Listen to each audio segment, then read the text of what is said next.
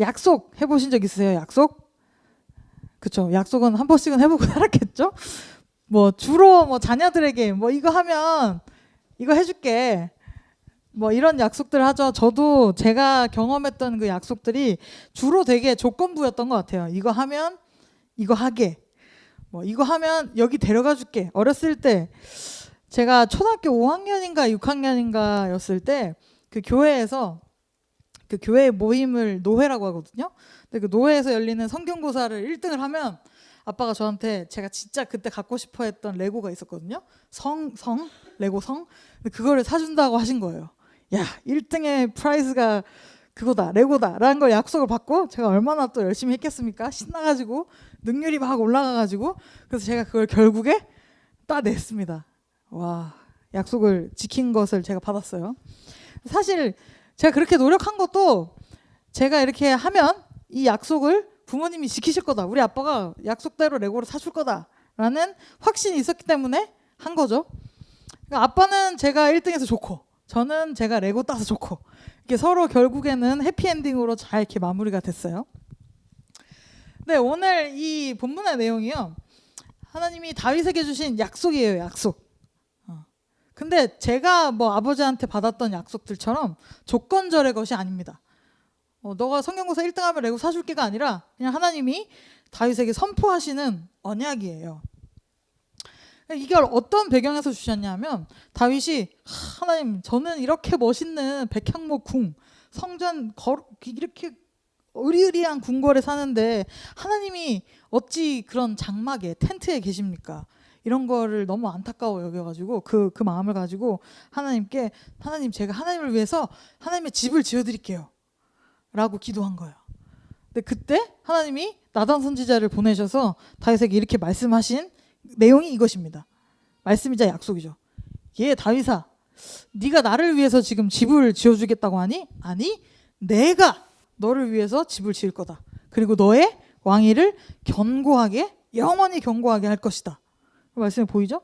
그의 왕위가 내가 내 집, 내 나라를 널 위해 세울 거니까 그 왕위가 영원히 견고할 거야.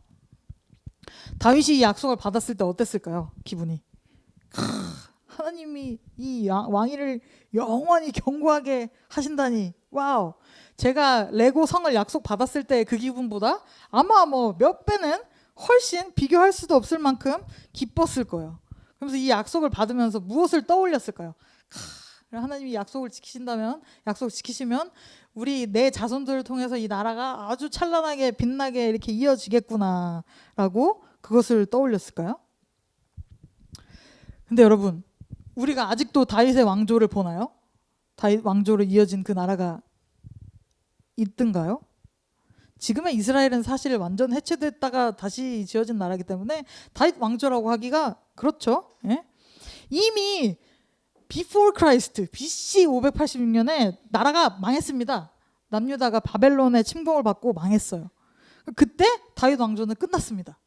근데 하나님이 이 다윗의 왕위가 영원히 견고하게 하겠다고 하셨는데 그럼 그것은 어떤 나라입니까? 라고 질문할 때 또 우리가 오랜 시간 말씀을 들어왔기 때문에 알죠? 그 견고한 왕위가 그 나라, 피지컬적인 나라를 말하는 것이 아니라 하나님의 나라를 말하는 것이라는 거. 그것을 우리는 알고 있죠. 다윗의 자손으로 오실 메시아, 그분을 통해서 그분의 왕국이 영원할 것이다 라고 약속하신 것이다 라는 걸 알아요. 그럼 다윗은 그 약속을 받을 때 그것을 캐치를 했었을까요? 내 나라가 아니라 하나님 나라가 영원할 거야. 그 당시 약속을 받았을 당시에는 다윗이 이것을 몰랐을지 몰라도 그의 삶 속에서 말년의 다윗은 아마 이 뜻을 이것이 메시아의 왕국이구나라는 것을 알아들었을 거예요. 하나님이 그의 인생을 통해서 그것을 알게 하셨기 때문에 그렇습니다. 여러분, 다윗의 인생, 다윗 왕의 인생 한마디로 요약하면 뭐라고 할 수 있을까요? 눈물의 삶입니다. 눈물의 삶. 그의 일생 동안에 계속 슬프고 힘들고 어려운 일들이 그의 삶 속에 계속 있었어요. 그 중에서 오늘은 그가 통곡했던 장면 3가지를 함께 나누고자 합니다. 그것을 통해서 하나님이 이 다윗에게 이 영원한 왕위가 무엇인가, 이 약속이, 내가 가진 약속이 무엇인가를 알게 하셨거든요. 자, 첫 번째 통곡은 다윗이 사울 왕을 피해서 도망자로 다니던 10여 년의 세월 가운데 발생한 일입니다. 자, 한번 볼까요? 3절 4절인데요. 우리 한번 같이 읽어보겠습니다. 시작. 다윗과 그의 사람들이 성읍에 이르러 본즉 성읍이 불탔고 자기들의 아내와 자녀들이 사로잡혔는지라. 다윗과 그와 함께한 백성이 울 기력이 없도록 소리를 높여 울었더라. 아멘. 다윗과 함께한 600명의 아둘람 공동체가 있었습니다. 다윗을 이렇게 사울 왕을 피해서 도망다니던 그 시절 동안 다윗과 함께했던 부하들이죠. 근데 그 부하들이 잠깐 나갔다가 돌아온 사이에 보니까 이 성읍이 어떻게 된 거예요? 자기네들이 거주하던 성읍이 다 불탔고 폐허가 되었고 심지어는 자기 아내와 자녀들, 가족들이 포로로 잡혀간 거예요.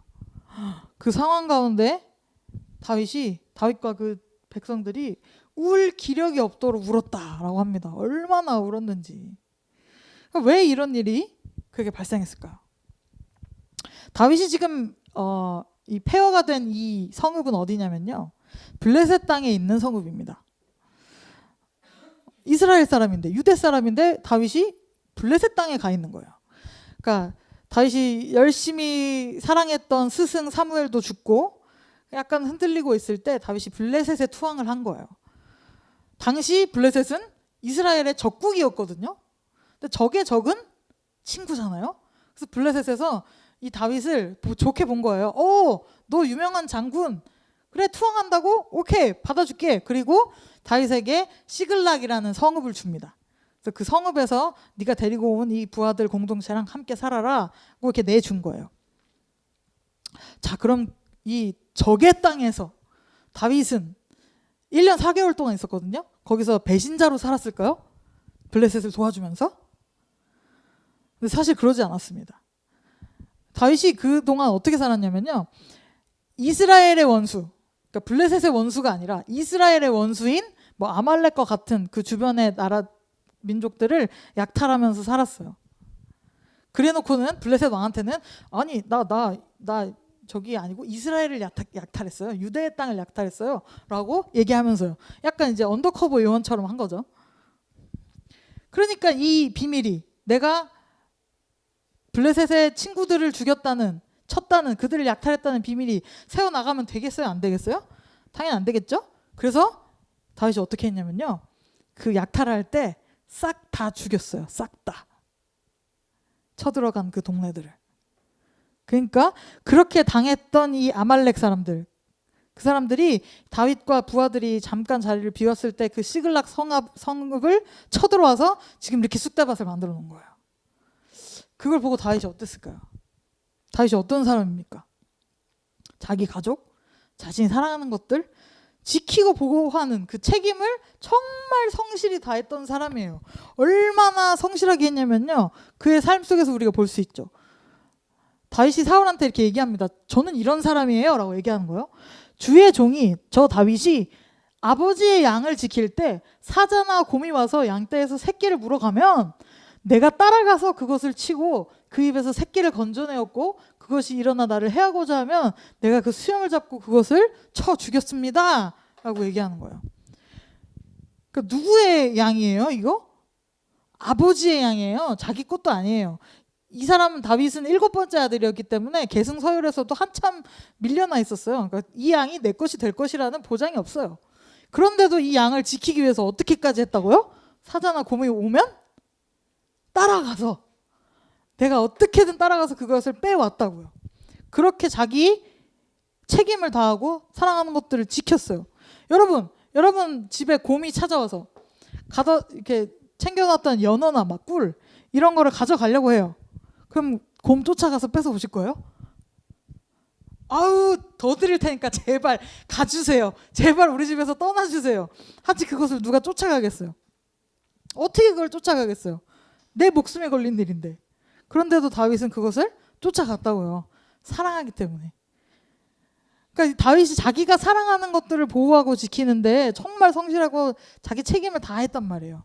그런데 이 다윗이 자기가 너무 사랑하는, 내가 도망자 신세인데도 불구하고 나를 쫓아서 나와 함께하는 이 부하들, 그들의 가족들, 나의 가족들이 포로가 되어서 끌려가고 이 성읍이 폐허가 된 것을 봤을 때 어떤 느낌을 받았겠습니까?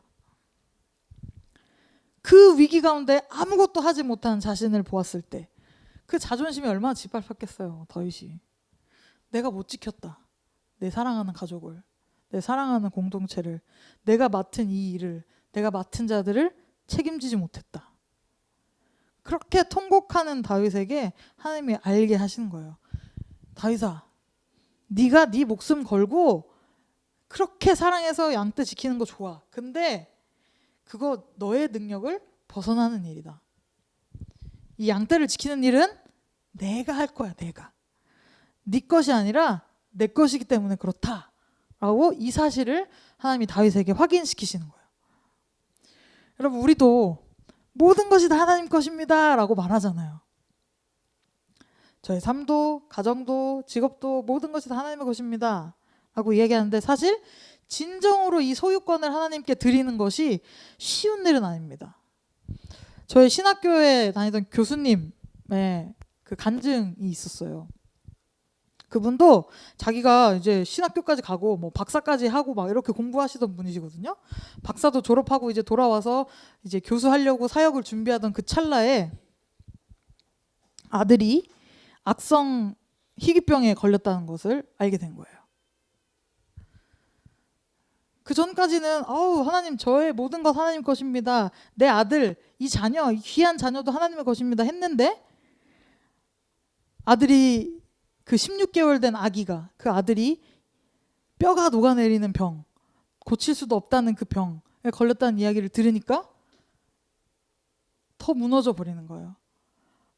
그러니까 거기서 고백하는 게 진짜 고백이 나오더랍니다.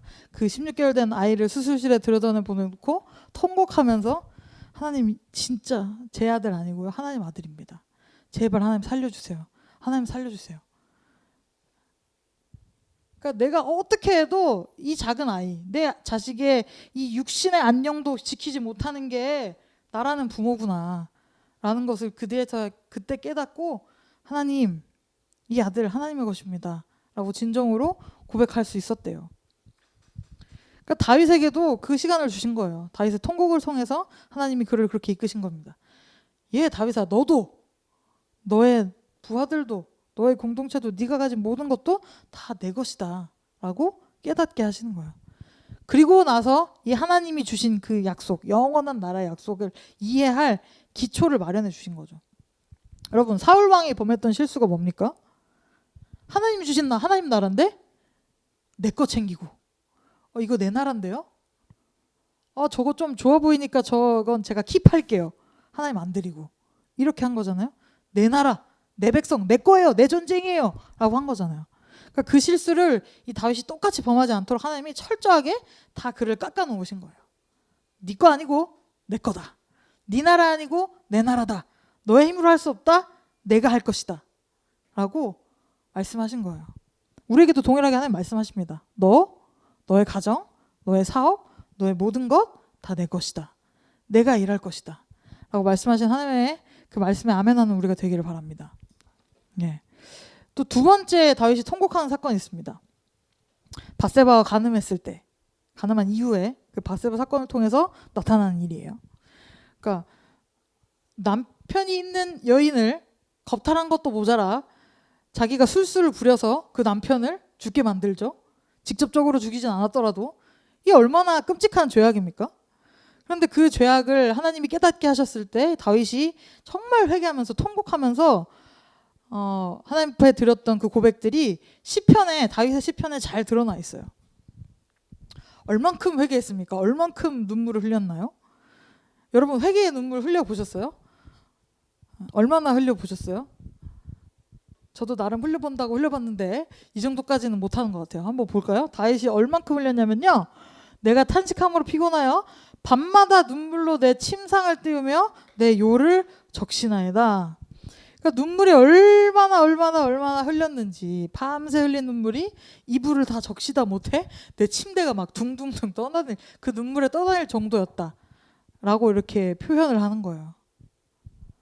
그리고요, 내가 입을 열지 아니할 때, 하나님 앞에 나의 그 죄를 토로하지 아니할 때 종일 신음함으로 내 뼈가 쇠하였도다. 그러니까 그 죄를 토로하지 않고는 못 버티는 거예요. 이 뼈가 상할 정도로, 내 몸이 상할 정도로 그렇게 하나님 앞에 통곡했다 라고 하는 거예요. 그런데 통곡으로 끝났나요? 다윗의 회개는 거기서 끝나지 않습니다. 자기가 한 실수, 자기가 한 잘못, 그 행위만 회개한 것이 아니라 자기 존재 자체를 그냥 회개하게 돼요. 한번 같이 읽어볼까요? 시작. 내가 죄악 중에서 출생하였으며 어머니가 죄 중에서 나를 잉태하였나이다. 아멘. 뭐라고 하는 거예요?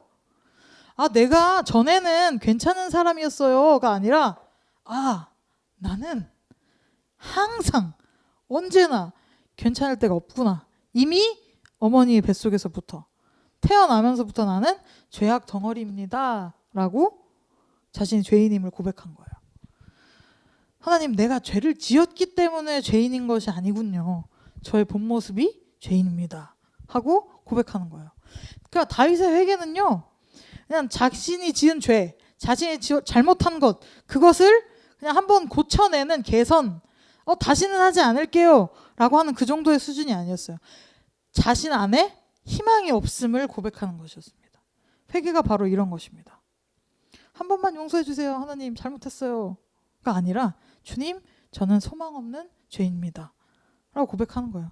주님, 제가 이 명예를, 이 재물을, 이 욕심을, 이 자녀를, 나의 사랑하는 것들을 주님 앞에 버리지 못하는 연약한 자입니다. 이렇게 탄식하면서 주님 앞에 나아가는 거예요. 그렇게 하나님 앞에 나아갈 때 하나님이 회개하는 자에게 주시는 은혜를 다윗이 만나게 됩니다. 그 은혜가 무엇인가? 우리 한번 같이 읽어볼게요. 시작. 하나님이여, 내 속에 정한 마음을 창조하시고 내 안에 정직한 영을 새롭게 하소서. 아멘. 하나님, 내 안에, 우리 안에 정한 마음을 창조해 주시옵소서. 하나님이 창조하시죠. 새롭게 하시죠. 우리 안에는 소망이 없어요. 소망 없는 내 안에서는 돌이켜서 회복할 것도 없어요. 그런데 우리가 회개하며 나아갈 때 하나님이 주시는 은혜가 무엇입니까? 전혀 새로운 자아로 새롭게 우리를 창조하시는 거예요. 이전 것은 지나갔으니 보라, 새 것이 되었도다 라고 우리에게 선포해 주시는 거예요. 이전 것은 지나간 새 것의 삶. 소망 없는 우리에게 하나님의 영으로 새롭게 하시고 정직함을 창조하셔서 하나님 따라, 성령 따라 살아갈 수 있게 하시는 것이요. 성령으로 역사하셔서 우리에게 부으시는 사랑, 그 은혜를 누리게 하시는 거예요. 그 사랑이 어떻게 우리에게 부어지는지 바울이 이렇게 얘기합니다. 우리 한번 같이 읽어볼게요. 시작. 소망이 우리를 부끄럽게 하지 아니함은 우리에게 주신 성령으로 말미암아 하나님의 사랑이 우리 마음에 부은 바 됨이니. 아멘. 하나님의 성령으로 말미암아 하나님을 사랑할 수 있는 그 마음, 그 소망이 우리에게 부어지는 거예요. 그 사랑으로 나의 죄와 하나님, 여기가 나의 끝입니다, 나의 한계입니다를 고백하게 되는 거예요. 그래서 여러분, 회개는요, 하나님께 드리는 사랑의 고백입니다. 다윗은 자신의 삶의 그 인생 밑바닥을 봤어요. 제일 더러운 추악한 것을 봤어요. 그리고 그곳에서, 그 회개하는 그 자리에서 한 가지를 깊이 깨닫고 하나님 앞에 동의하면서 고백하게 됩니다. 시편 32편 1절입니다. 우리 한번 같이 읽어볼게요. 시작. 허물의 사함을 받고 자신의 죄가 가려진 자는 복이 있도다. 아멘. 허물의 사함을 받고 그 죄가 가리움을 받는 거. 나는 아무것도 한 게 없는데 하나님이 나를 의롭다 하시는 거. 이것이 최고의 복입니다 라고 다시 고백한 거예요. 여러분, 여러분의 삶을 돌아보시면 무엇이 가장 큰 복이라고 생각되세요? 이 사람을 만나서 결혼한 거? 귀한 자녀들 주신 거? 좋은 직장 주신 거? 그것도 하나님이 우리에게 주신 복이지만 인생의 가장 최고의 복, 지고의 복은 나 같은 죄인을 살리시고 끝까지 살리시는, 끝까지 함께 하시는 하나님인 줄을 믿으시길 바랍니다. 아멘. 예, 다윗은 통곡을 통해서요 이 복을 깨달았어요. 진정으로 회개하고 하나님께 그 사랑을 고백하고 용서하시는 그 은혜를 붙들면서 살았습니다. 그 복 안에서 하나님과 함께 살았어요. 그리고 세 번째, 여기서 끝났으면 좋았을 텐데 다윗의 삶에 또 통곡할 일이 발생합니다. 아들 압살롬이 반역해서 일어났을 때예요. 자기 아들이 나를 왕좌에서 끌어내리려고 쳐들어온 거예요. 그리고 그 일이 거의 마무리됐을 때 다윗이 이렇게 통곡합니다. 우리 한번 같이 읽어보겠습니다. 시작. 왕의 마음이 심히 아파 문 위층으로 올라가서 우니라. 그가 올라갈 때 말하기를 내 아들 압살롬아, 내 아들 압살롬아, 차라리 내가 너를 대신하여 죽었더면 압살롬 내 아들아 하였더라. 아멘. 그냥 우리가 이렇게 읽어봐도 다윗의 마음이 어땠는지 어느 정도는 느껴지는 것 같아요. 통곡하는 거예요. 자기 앞에서 죽임당한 이 아들을 보면서 내 아들아. 그러니까 직접 자기 손으로 죽이진 않았지만 간접적으로 자기 아들을 자기 손으로 죽이게 돼버렸잖아요. 얼마나 비극적입니까? 차라리 내가 너를 대신해서 죽었다면 할 정도로요. 이게 왜 일어나게 된 것입니까? 다윗의 삶에요. 그 밧세바 사건이 일어났을 때 하나님의 선지자가 다윗에게 한 이야기예요. 이제 네가 나를 업신여기고 햇사람 우리아의 아내를 빼앗아 내 아내로 삼았은즉 칼이 내 집에서 영원토록 떠나지 아니하리라. 하나님이 말씀하신 거예요. 선지자를 통해서 다윗에게 칼의 저주, 칼이 너의 집을 영원히 떠나지 않을 거야. 그것이 선언된 거죠. 여러분 집에 칼이 있으세요? 있으시죠? 하나만 있지 않으시죠? 뭐 한 10대짜리씩 있으시죠? 칼을 뭘 위해서 씁니까 우리가? 칼의 기능. 네, 요리할 때 쓰고. 그러니까 펜싱에서 보니까 기술이 이거래요. 찌르고 베기. 네, 찌르고 베는 거죠. 그러니까 우리가 칼을 쓰는 용도는 그냥 자르는 거예요. 이렇게 베는 거. 야채를 썰고 고기를 썰고 해서 요리해서 먹기. 만약에 여러분이 그걸 찌르는 데 쓰셨으면 여기 안 계셨을 수도 있겠죠.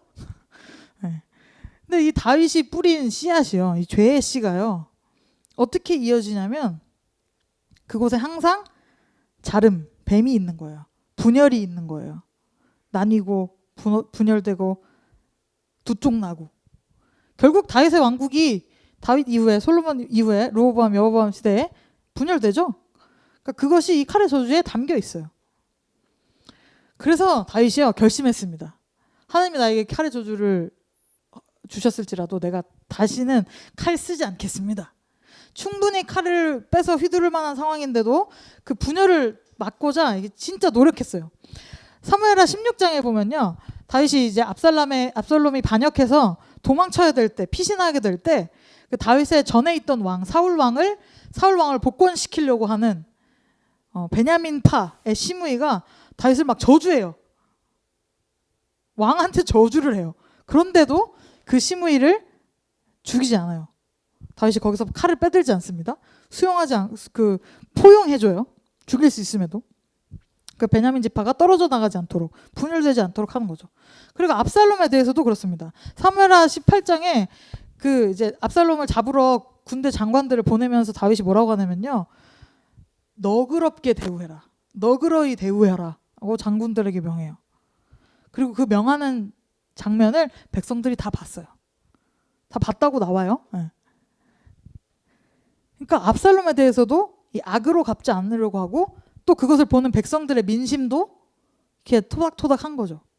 그러니까 칼을 빼들지 않고 다윗이 할 수 있는 최대한의 노력을 한 거예요. 그런데 그 결과는 결국 어떻게 됩니까? 그냥 통곡하게 되죠. 어떻게든 악을 최소화해 보려고 했는데, 최대한의 노력을 했는데 결국에는 아비의 손으로 아들을 죽이는 비극을 맞습니다. 최소화가 되었어도 죄는 결국 사망을 낳습니다. 죄의 삭은 사망입니다. 만일 다윗이 대신 죽었다 했을지라도 그 문제가 해결되지 않았을 거예요. 그는 그저 한낱 인간, 죄인이니까요. 그러니까 이런 삶을 통해서 다윗이 하나님의 그 약속을 들었을 때 너의 나라가 영원할 거야. 그 왕위가 영원히 견고할 거야. 라고 어떻게 생각할 수 있겠어요? 그것이 나에게서 나올 것이다? 라고 감히 생각할 수 없었겠죠. 그때 하나님의 뜻을 깨닫는 거예요. 내 것이 아니구나. 메시아를 통해서 하실 것이구나. 다윗의 일생이요. 이렇게 비극적이고 통곡하고 슬픈 삶이었어요. 자기가 자기 입으로 이렇게 고백해요. 내 일생을 슬픔으로 보내며 나의 연수를 탄식으로 보냈습니다. 일생의 슬픔이고 일생의 탄식이고 연약함이었다. 그런데 그렇다고 해서 이 다윗이 우울하게 살았을까요? 평생? 우리가 다윗의 시를 이 탄식 시만 알고 있나요? 아니죠. 감사하면서 찬양하면서 수많은 시들을 하나님께 또한 고백합니다. 울면서도 감사하고 울면서도 찬양하는 거예요. 어떻게 그럴 수 있었습니까? 자기의 그 끝에서 하나님이 시작하시는 것을 보았거든요. 하나님이 주신 그 약속이 다윗에게 있었거든요. 그러니까 인간의 한계, 그 끝을 체험하고 이제 내가 아니라 하나님이 이루실 하나님의 나라, 그것이 있다라는 그 소망을 바라보는 자였기 때문에 그렇습니다. 실제 여러분 다윗이 지은 시들 중에는 메시아, 예수 그리스도 또 그의 나라를 찬양하는 시들이 있어요. 그러니까 이제 그 시들은 왕 다윗으로 쓴 게 아니라 선지자 다윗으로 쓴 거예요. 그걸 메시아 시편이라고 합니다.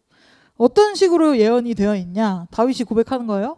내 하나님이여, 내 하나님이여, 어찌 나를 버리셨나이까? 익숙한 말씀 아니에요, 여러분? 엘리 엘리 라마 사박다니. 예수님 십자가에서 하신 말씀이죠. 그 시편 22편에 또 뒤에 나와요, 동일하게. 개들이 나를 에워쌌고 악한 무리가 나를 둘러 내 수족을 찔렀습니다. 내 겉옷을 나누며 속옷을 제비 뽑습니다. 익숙한 장면이죠. 예수님의 십자가에서 십자가 사건에 드러나는 말들이에요. 그러니까 이 다윗이 시를 쓰는데 이 안에 담긴 메시아의 예언을 받은 거예요. 이것뿐만 아닙니다. 십자가뿐만이 아니라 부활도 그렇습니다. 이러므로 나의 마음이 기쁘고 나의 영도 즐거워하며 내 육체도 안전히 살리니 이는 주께서 내 영혼을 수월에 버리지 아니하시며 주의 거룩한 자를 멸망시키지 아니할 것임입니다. 이 똑같은 내용을 사도행전 2장에서 베드로가 설교할 때 인용했었습니다. 근데 그 인용한 내용에는 이 다윗이 죽음을 보지 않을 것이라고 써 있어요. 죽지 않을 것이라고 다윗이 고백했다라고 나와요. 근데 그 뒤에 베드로가 해설을 하죠. 근데 여러분 알잖아요. 다윗이 여기에 장사되어 있는 거 여러분도 다 아시지 않습니까? 그러니까 다윗이 예언한 이 사람은 다윗 자신을 얘기한 것이 아니라 예수 그리스도 메시아를 예언한 것입니다. 그 메시아가 십자가에 달리신 예수 그리스도입니다. 라고 선포한 거죠. 그러니까 이것뿐만 아니라 또 승천, 예수님의 승천에 대해서도 너는 내 오른쪽에 앉아 있을 것이다. 네 원수가 내 발판이 되기까지는. 보좌에 우편에 앉으신 예수 그리스도. 승천하사 하늘 보좌에 우편에 앉은 예수 그리스도. 이게 다 드러나 있는 거죠. 그러니까 이 다윗의 삶에는요, 이제 뭐가 있는 거예요? 메시아가 있는 거예요. 소망이 있는 거예요. 이 눈물의 삶 가운데도 이것을 알 수 있었던 거, 하나님의 성령의 감동하심이었습니다. 성령이 함께 하시면 여호와의 영이 그에게 알게 하셨거든요. 그러니까 이렇게 굴곡 가득했던 힘든 다윗의 삶이 슬픔과 통곡으로 끝나지 않을 수 있었던 것, 하나님께서 다윗이 메시아와 그 왕국을 바라보게 하셨기 때문입니다. 그의 마음을 그리스도로 채워주셨기 때문입니다. 여러분은 이렇게 컵을 가지고 있어요. 이 컵에 물이 가득 차 있으면 다른 것을 채울 수가 없어요. 너무나 당연한 이야기죠. 비워야 채울 수 있습니다. 하나님이 다윗의 삶을 비우셨어요. 통곡하게 하시고 비우고 또 비우고, 그리고 그의 잔을 무엇으로 채우십니까? 예수 그리스도 메시아의 소망으로 채우십니다. 여러분 우리 찬양했죠? 약할 때에 강함 되시네. 영어 제목은 You are my all in all이고요. 2절 가사를 제가 써놨어요. When I am dry, you fill my cup. 내가 말랐을 때, 메말랐을 때, 다 비워졌을 때 당신이 나를 채우십니다. 이 당신이 누구죠? 이 가사에서도 고백하죠? Jesus, Lamb of God. 네, 예수 어린 양 예수로 채우는 거예요. 그 빈 잔을. 나로 가득 차 있었던 다윗의 잔이 비워졌습니다. 그리고 그리스도로 메시아 왕국의 영원함으로 채워진 거예요. 예수 그리스도로 충만한 언약으로 채워진 거예요. 그리고 그때에야 다윗이 자신의 입술로 그분이 나의 주님입니다 라고 고백할 수 있었어요. 메시아의 존재와 사역에 대한 이해 그리고 그 믿음을 가질 수 있겠었어요. 그러니까 그의 삶이 이런 통곡 가운데 있었을지라도 찬양이 될 수 있었던 것입니다. 근데 여러분, 다윗이 죽고 나서도 다윗 왕국 그 이스라엘 백성들도 유대 사람들도 통곡의 시간을 겪습니다. 나라가 망하잖아요. 포로가 됐잖아요, 바벨론에. 그런데 그 통곡의 순간들 속에서도 그들은 무엇을 바랍니까? 그들 역시도 그들에게 주신, 다윗에게 주신 다시 오실 메시아 그 그리스도를 바라면서 살았어요. 우리 삶도 마찬가지죠. 우리도 이제 주님 다시 오실 때까지 우리의 삶을 무엇으로 채우며 살아가야겠습니까? 그 메시아의 소망으로 채우는 거예요. 예수 어린 양, 주님이 나의 모든 것입니다. 내가 아니라 그 주님으로 채워진 삶이 복인 줄 여러분 믿으시기를 축복합니다.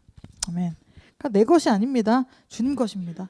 그렇게 주님이 일하시도록 온전히 내어드리며 또 예수님의 보혈로 나의 죄를 씻고 나를 의롭다 하시는 그 은혜를 날마다 감사하며 또 찬양하며 예수님만 보고 따라가는 우리 삶이 되기를 축복합니다. 이 시간 함께 우리 함께 기도하겠습니다.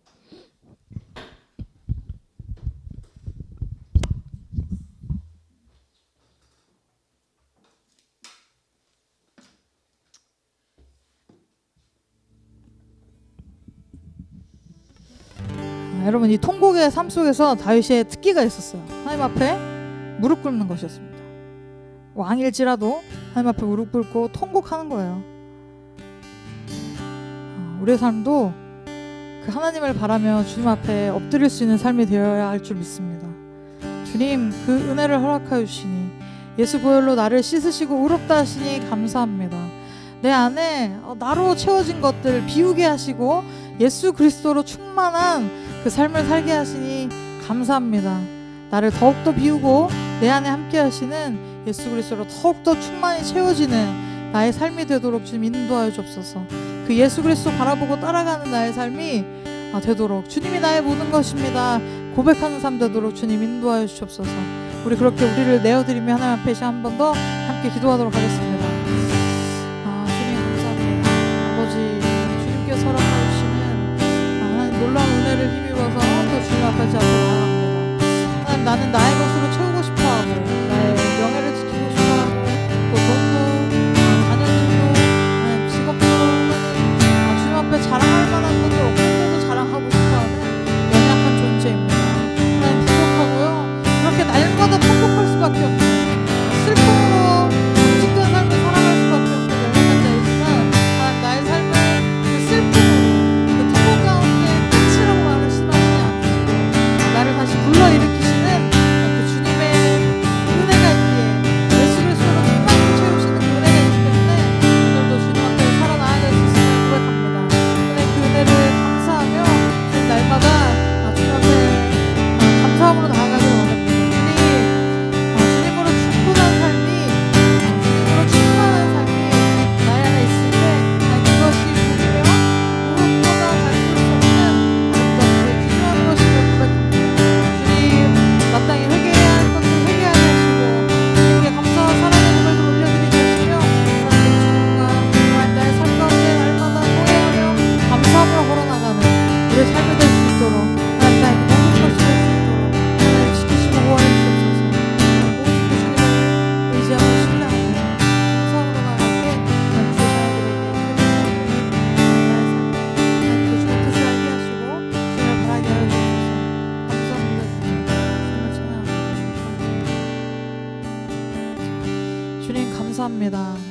하나님 감사합니다. 우리의 삶에 하나님 계셔서 감사합니다. 하나님, 우리가 다윗의 생애를 돌아보았습니다.